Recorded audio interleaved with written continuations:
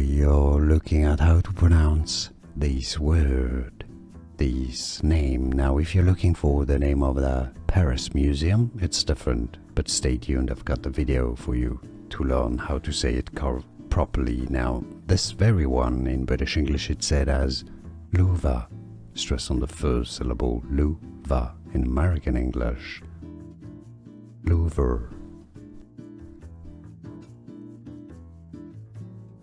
We are looking at how to pronounce this word, this name. Now, if you're looking for the name of the Paris Museum, it's different, but stay tuned, I've got the video for you to learn how to say it properly. Now, this very one in British English, it's said as Louver, stress on the first syllable, Louver. In American English, Louver.